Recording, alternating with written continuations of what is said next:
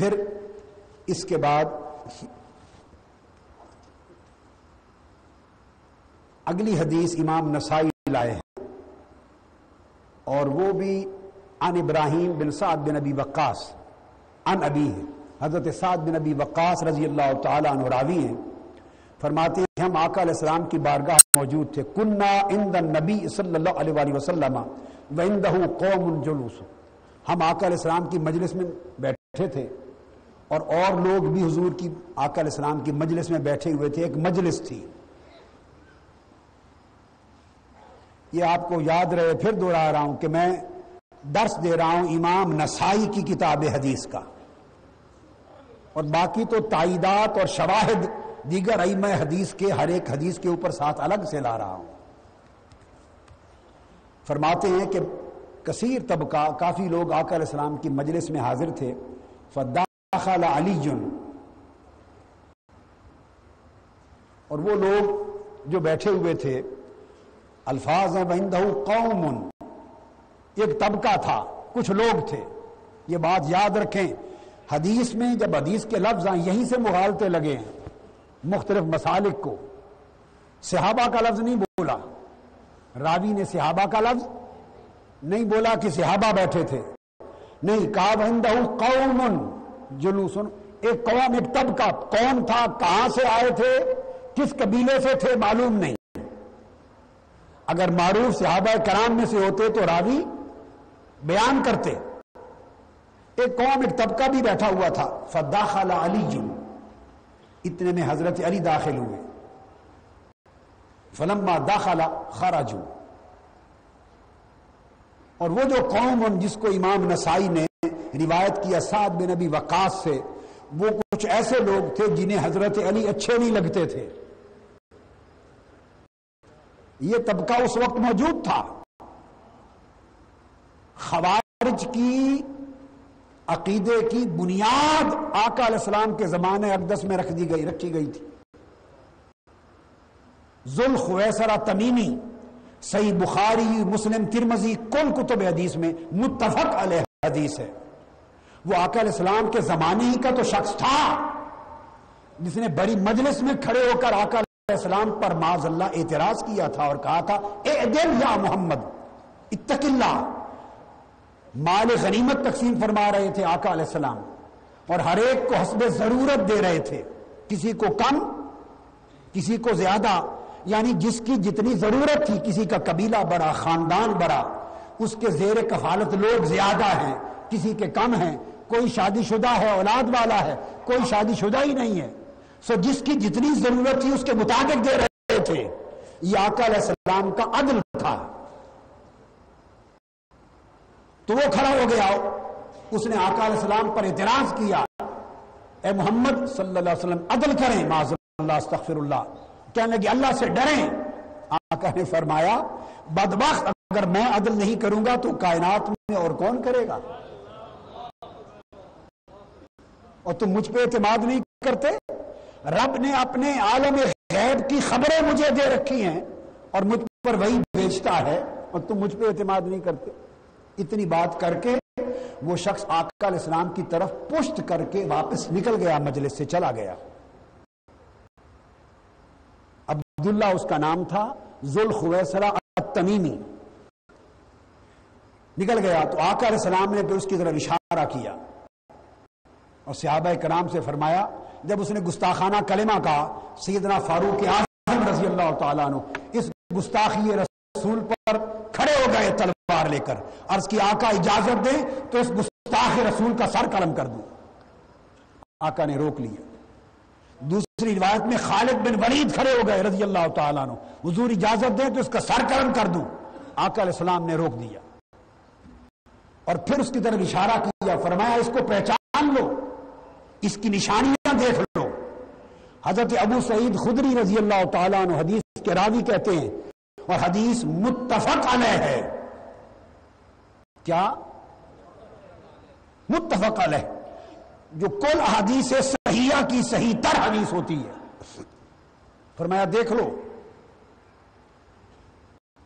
اس شخص کی آنکھیں اندر کو دھسی ہوئی تھی، یہ صحابی بیان کرتے ہیں، اس کا ماتھا آگے ابھرا ہوا تھا، اس کے گالوں کی ہڈیاں ابھری ہوئی تھیں، اس کی داڑھی بڑی اور گھنی تھی، اس کے تہبند آدھی پنڈلی تک اوپر اٹھائے باندھے ہوئے تھے، آدھی پنڈلی اوپر کی ہوئی تھی، ننگی تھی، اتنا پابند تھا تہبند اٹھانے کا، اور پھر سر منڈوایا ہوا تھا،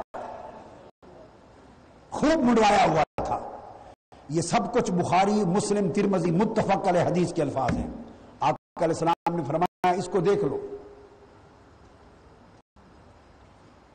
اور آقا علیہ السلام نے فرمایا کہ اس کی نسل سے قوم پیدا ہوگی، یعنی اس کے اتباع، اس کی پیروی کرنے والے، اس کے مشرب پر، اس کے طرز فکر پر، اس کے عقیدے کی پیروی کرنے والے، اس جیسی سوچ رکھنے والے۔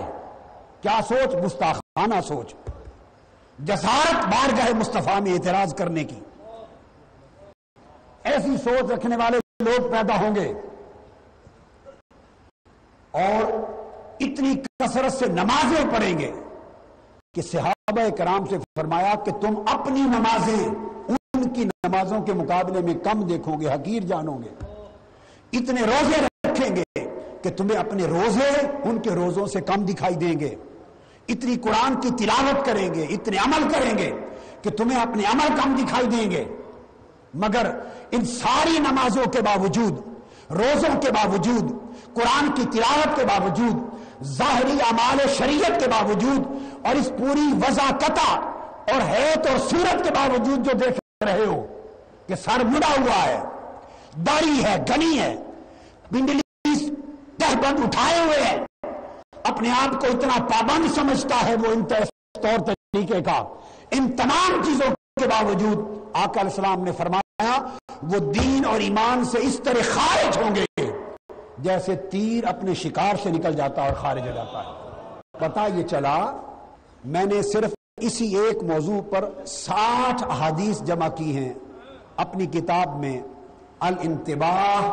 للخوارج والحرورہ، یہ حدیث کی کتاب ہے، 60 احادیث میں نے پوری جمع کی ہیں۔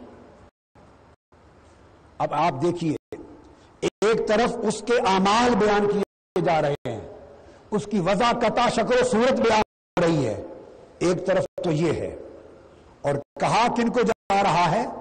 صحابہ کرام کو، کہ تم اپنی نماز، روزے اور اعمال ان کے اعمال کے مقابلے میں حقیر جانو۔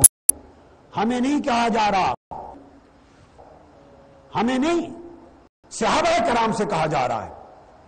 ایک طرف اعمال کی اتنی کثرت ہے اور ظاہری احکام شریعت کی اتنی پابندی دکھائی دے رہی ہے ایک طرف، تو دوسری طرف خرابی کیا ہے؟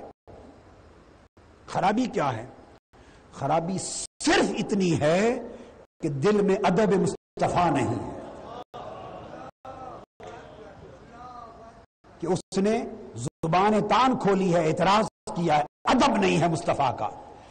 ایک طرف ادب مصطفیٰ کی کمی ہے، ایک طرف بے تحاشا اعمال کی کثرت ہے، تو اعمال کی کثرت کے باوجود جو ادب رسول کی کمی ہے اس نے اس کو ایمان سے خارج کر دیا اور اس کی پیروی کرنے والوں کو قیامت تک خارج از ایمان کر دیا۔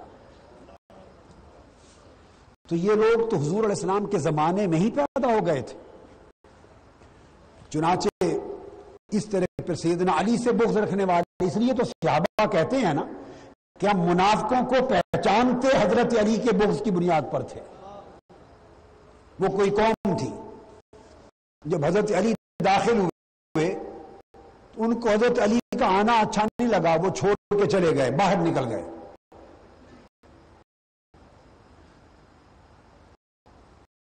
فلما خرجوا، جب وہ چلے گئے اس کے بعد کچھ انہیں احساس ہوا، ان کو کچھ احساس ہوا کہ ہم نے غلطی کی، فراجعوا فدخلوا، وہ پھر پلٹ آئے اور پھر مجلس میں داخل ہو گئے، اور باہر جا کے وہ کہنے یہ لگے اس لیے پلٹے فقالوا واللہ ما اخرجنا وعدہ لہ، انہوں نے کہا ہم کو کس نے نکالا، ہمیں تو کسی نے نکلنے کا نہیں کہا، وادخلہ، اور علی کو کس نے داخل کیا، نہ ان کو کسی نے بلایا وہ بھی خود بخود آئے اور آ کے بیٹھ گئے، نہ ہمیں کسی نے نکلنے کے لیے کہا ہم خود بخود ایسے ہی نکل گئے۔ ان کو ملامت ہوئی، ان کے ضمیر نے ملامت کی، فراجعوا، واپس پلٹ آئے، داخل ہو گئے، بیٹھ گئے۔ جب بیٹھ گئے تو آقا علیہ السلام نے فرمایا فقال واللہ ما انا ادخلتہ وما اخرجتکم بل اللہ ادخلہ واخرجکم، آقا نے فرمایا خدا کی قسم نہ میں نے علی کو داخل کیا تھا مجلس میں اور نہ میں نے تمہیں مجلس سے نکالا تھا، خدا کی قسم اللہ نے اس کو مجلس میں داخل کیا تھا اور اس کے بغض کی وجہ سے اللہ نے تمہیں یہاں سے نکال دیا تھا۔